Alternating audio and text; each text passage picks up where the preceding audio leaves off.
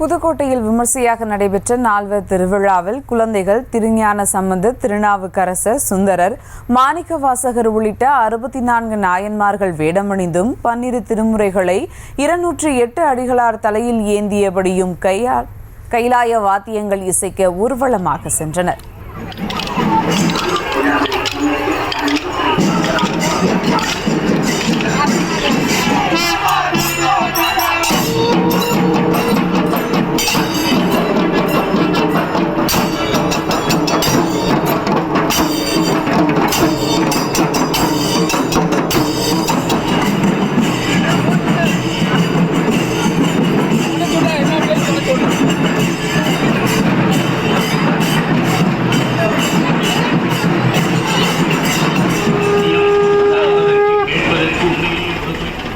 கூடுதல் விவரங்களோடு இணைகிறார் செய்தியாளர் பாக்கியராஜ். வணக்கம் பாக்கியராஜ், முழு விவரங்கள்.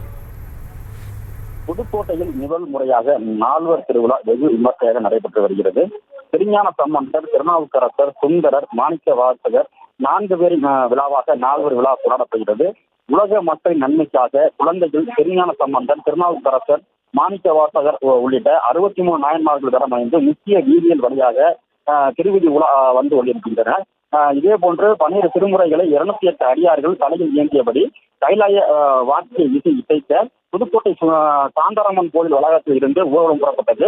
அப்போது ஹரஹர சிவசிவ முழங்க புதுக்கோட்டையில் முக்கிய வீதியில் சீலராஜ வீதி, தெற்குராஜ வீதி, வடக்குராஜ வீதி வழியாக அந்த திருவிதி விழா நடைபெற்று வருகிறது. சாந்தாராமன் கோயிலில் இருந்து தொடங்கிய இந்த ஊர்வலத்தை புதுக்கோட்டை இளையமன்னர் காட்டி தொன்னைமான் வந்து கொடியேற்றி தொடக்கி வைத்தார்.